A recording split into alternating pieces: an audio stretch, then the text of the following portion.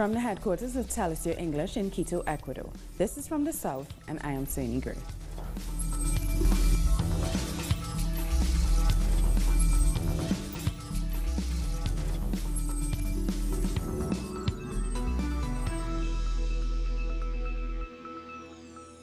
It's been 1 year since one of the most powerful hurricanes on record, Hurricane Irma, devastated countries in the Caribbean. September 6, 2017, the Category 5 hurricane made landfall on Antigua and Barbuda. Antiguans thought they'd been spared. That is until the sun rose and the devastation to Barbuda became visible. The name Irma has since been retired from the hurricane database. Such was its devastation. The island of Barbuda was completely evacuated. Since then, the country has held an election and tensions between Barbudans and Prime Minister Gaston Brown have risen. However, now we'll look back on his message to Barbudans in the immediate aftermath of the hurricane. This is a very difficult situation for all of us. I have to admit, in Antigua, we had no clue of the extent of the damages here. In fact, the last report that we got early in the morning was that there was a few roofs that were lost. But I do not believe that the individuals were aware of the extent of the damage.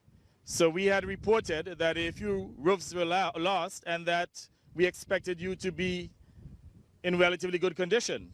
Because as you know, in the case of Antigua and Barbuda, the damage was limited.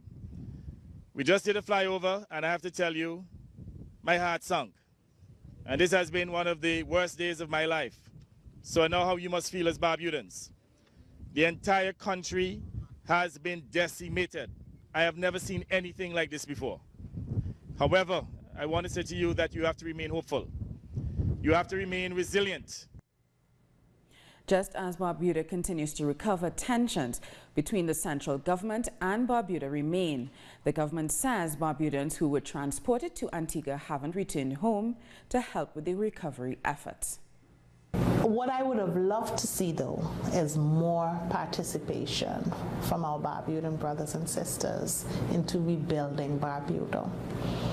I would have, instead of a situation of trying to sensationalize these issues in the public domain, that there would be some commitment and focus on returning to Barbuda to rebuild Barbuda and to make it better than what it was before.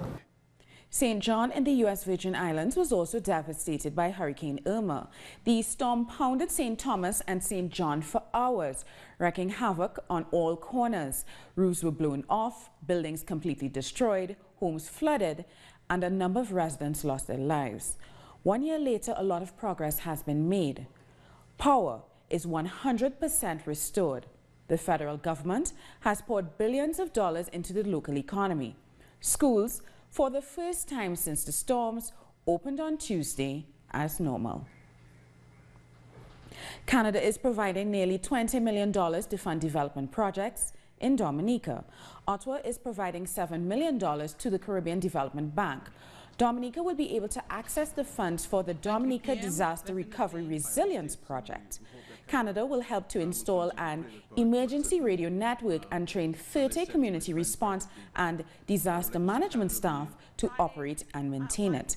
Dominica was devastated by Hurricane Maria on September 19th last year.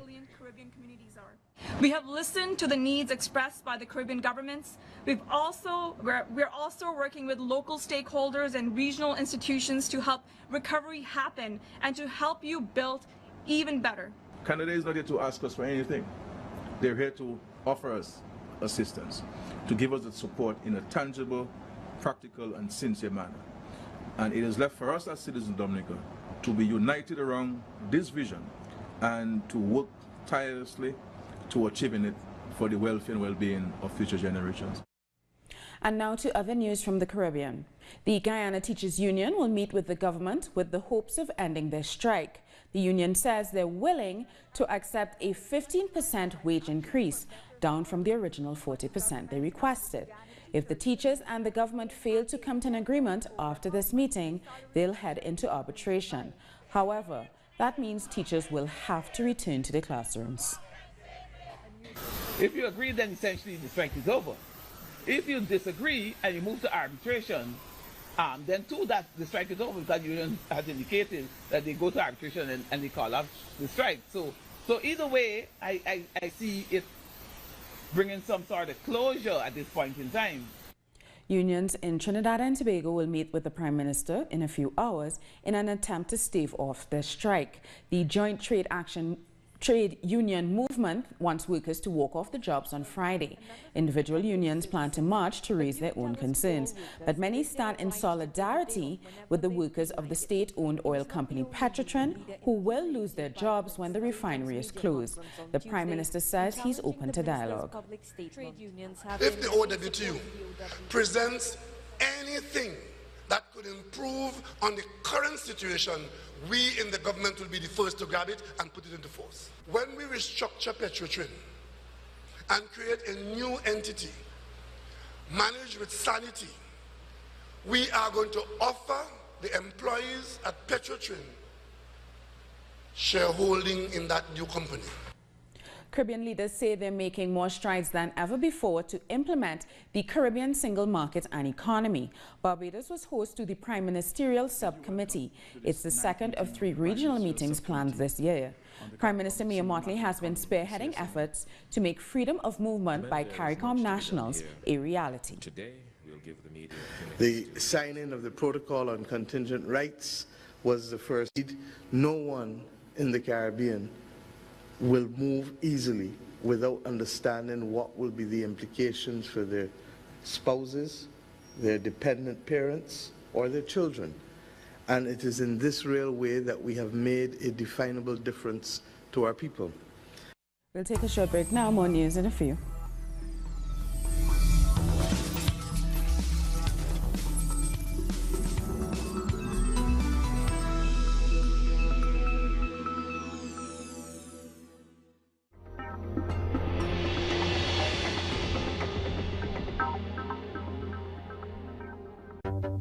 With developing events being presented through analysis. Our coverage transcends borders. With renowned journalist Walter Martinez. Salud amigos, tripulantes de nuestra querida, contaminada y única nave espacial. Dossier. Weekdays. Only on Telesur.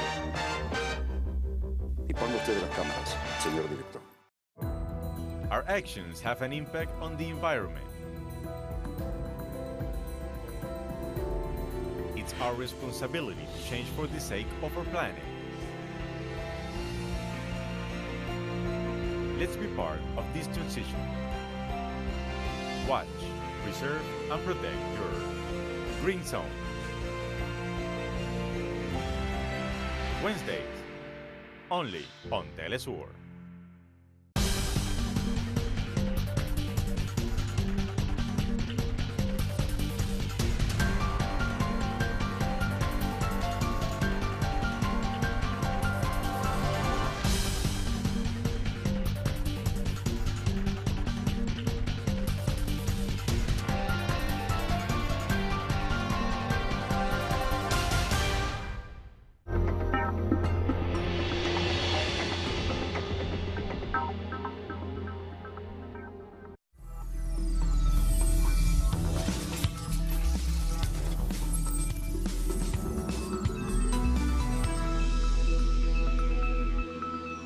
Welcome back.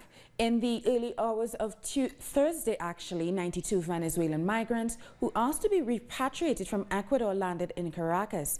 They returned in a government-chartered plane as part of the Return to the Homeland program.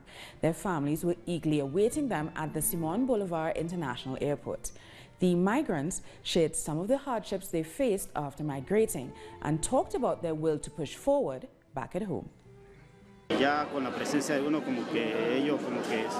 Ecuador, they're afraid of us. You could just tell. We were pushed to the side. Finding work was very difficult. And when we did, we were exploited. We were paid much less than the minimum wage. I couldn't stay there. I wanted to come back home. More flights are expected in the coming days from Ecuador, but also from Peru and Argentina. Denise Herrera spoke to some of the migrants in Quito. In the south of Quito, Joyce Mail and her family have packed their bags to finally return to their country after spending time in Ecuador without a job. La situación de cada quien es diferente. Each person's situation is different. A professional person might come and not be able to work because of the bureaucracy. I know that firsthand because my daughter had a baby here and they ask for your visa, which takes 6 months to get. And by then they find you $900. It's impossible to stay. Y te la dan dentro de 6 meses. Y después de 6 meses ya estás multado por $900. Young people, children, babies, and adults have gathered outside the Venezuelan embassy, where they shared some of their experience of living in Ecuador. Bueno, deseo regresar a casa. We have decided to go home, and we thank President Nicolás Maduro for providing the plane. Con el avión, pues.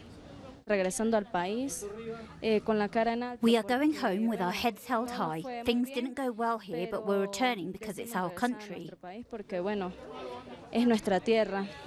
The return to homeland plan promoted by President Nicolás Maduro has made it possible for Venezuela citizens to return to home.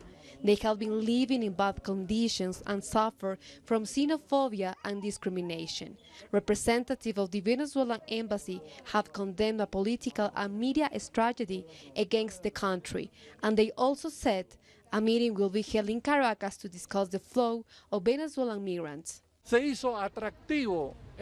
Migrating can seem attractive, and there was a huge pull from a tremendous campaign on social media to persuade Venezuelans to live however they could, with promises of work that never materialized. Just ask these people. As 2 buses arrived at the embassy, it was finally time to go home. Once at the airport, the Venezuelans waited for their flight with big smiles. We are happy now and very hopeful that we can return home, see our families, and take this opportunity to begin a new destiny.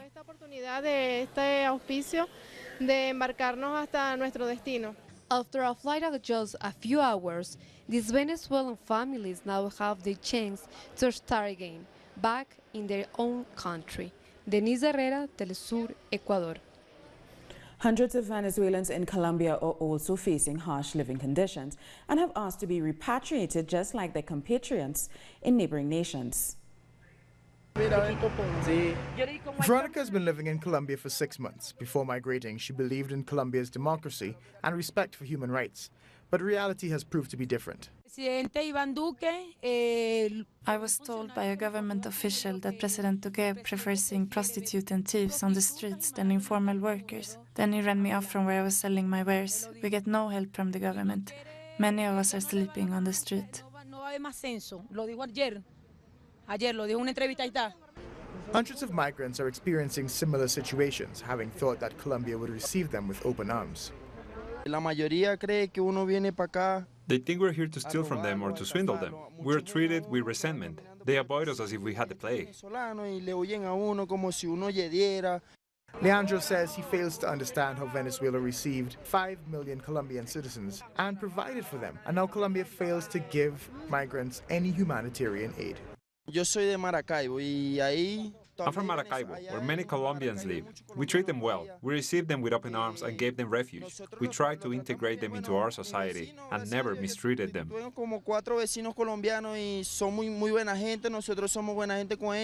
Situations like these are made worse by opportunistic men who have sought to prostitute Venezuelan women. They take advantage of us. There have been government officials who have come here looking for girls and want to make them sell their bodies. They lie to them about honest work and turn them into prostitution. Venezuelans living on the streets under constant threat admit there is no dignity to be found here and want to return home. I truly believed we would be welcomed in Bogotá, but my experience here has made me want to go back home. Over the past week, hundreds of Venezuelans have asked to be repatriated. Brazil's Supreme Court has rejected the latest appeal by the legal team of former President Luiz Ignacio Lula da Silva. This essentially means that Lula is out of the presidential race. Our correspondent in Sao Paulo, Ignacio Limas, has more. People in Brazil are still reeling from the surprise decision by Supreme Federal Court Justice Edson Fachin to turn down the appeal of Lula's defense team. Lula's lawyers had asked that the court adhere to a recent UN resolution saying the jailed former president should be allowed to participate in the presidential race. Fachin's stance is particularly surprising since last Friday he warned the Supreme Electoral Court that the UN's resolution should be taken into account. But he has now obviously gone back on his words. This decision by Judge Fachin and the recent verdict from the Supreme Electoral Court, which said Lula is ineligible to participate in the elections, leaves the left-wing leader completely out of the presidential race. These decisions have come despite popular support for Lula and the fact that he still leads in all polls by a wide margin. Social movements are planning various mobilizations in support of the former president and to reject these decisions. Some social organizations in Bolivia have endorsed Evo Morales for president in the 2019 presidential race. They're now moving towards a voter registration drive. They're also planning a march called the Mobilization in Defense of Democracy and Sovereignty. It's scheduled for October 10th in Santa Cruz. The 9th Regional Summit, named Central America United for Life, is in its second day in El Salvador. The goal of this forum is to analyze issues in the region like climate change, energy resources, and accessibility to water. Another topic of importance is the inclusion and defense of marginalized communities. Representatives from nearly 200 social organizations across Central America are taking part in the event. As hosts of this event, we invite all Central American social organizations to support the Salvadorian government request to the UN to declare the time between 2021 and 2030 as the Environmental and Landscape Recovery Decade, which, by the way, has the support of the governments of the Central American Integration System and of the UN's Environment Program. Ecuadorian President Lenin Moreno is on an official week-long tour of Japan to strengthen both countries' political, diplomatic, and trade relationships. Ecuador and Japan have signed a $70 million financial agreement. The visit is part of the celebration of the centenary of Ecuador and Japan's diplomatic relationship. We'll take a short break now. World News is next.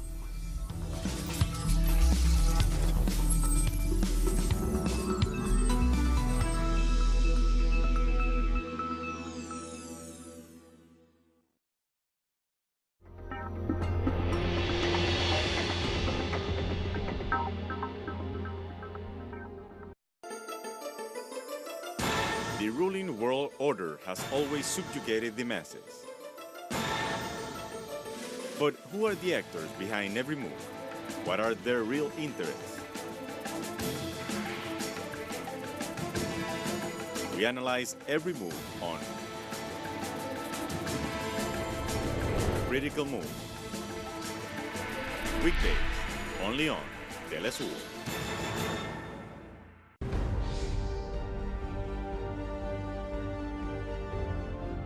Acompañamos a los pueblos que resisten en cada una de sus luchas. Somos esa ventana que se abre para visibilizarlos entre fronteras.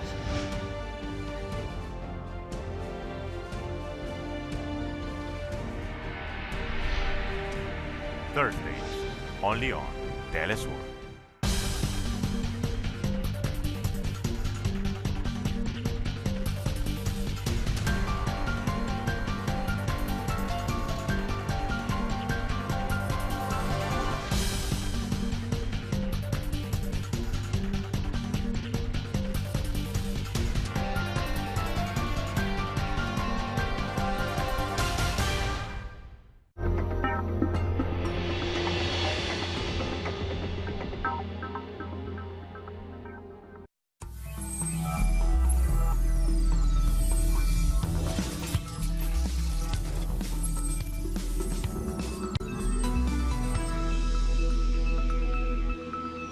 Welcome back. An 8.1 magnitude earthquake struck the coast of Fiji mere minutes ago. No tsunami alerts have been issued so far. According to the National Weather Service in Hawaii, the tremor occurred too deep within the earth to trigger a tsunami. We'll have more on this breaking news as the story develops.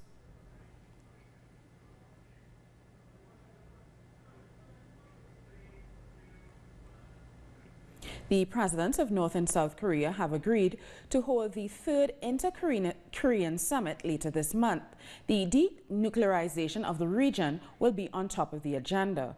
The discussion will also focus on breaking the stalemate between the United States and North Korea regarding the latter's nuclear program.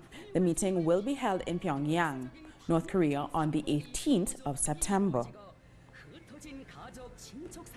Our correspondent has this report. South Korean President Moon Jae-in will travel to Pyongyang on September the 18th and will be there for 3 days for the third high-level summit with North Korean President Kim Jong-un.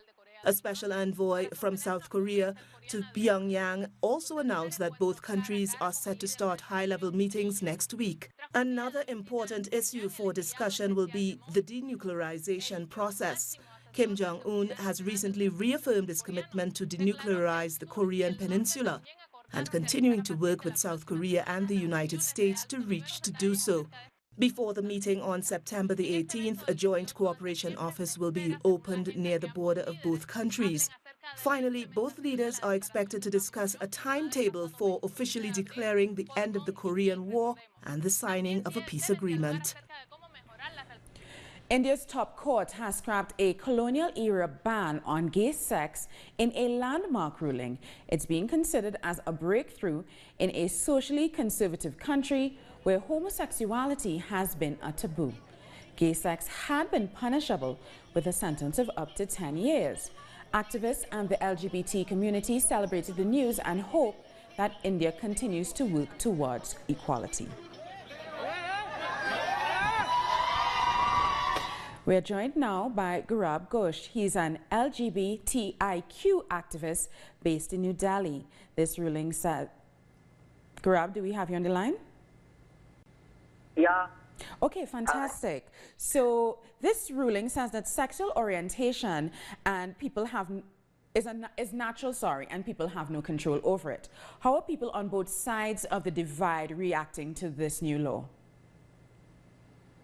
I think there was a kind of an expectation that, this judgment is going to come very soon, because the government of India right now, which is a very right-wing government, has said that they do not oppose the decriminalization, but they do not want to talk about rights. So there is a silence at one side, and at the same time there is also celebration and relief, because we have now got something legal, sanction in our hands. So now we will not be harassed by police. If something happens, we can go to the police, we can go to the court. So we are very much secured in the legal framework right now. So definitely on both the sides, people who opposed it are silenced, and they are thinking that whether to give us rights to marry, to have children or not, blah, blah, discrimination in the workplace is not talked about, though the lawyers and some judges wanted to, they brought it up, but the court, obviously, the government did not engage in those debates. But on the other side, a lot of us who were once termed minuscule community by the same Supreme Court, by many politicians, particularly right-wing politicians. So we are now feeling extremely relieved, happy, celebrating, and we are thinking that more good news will come soon.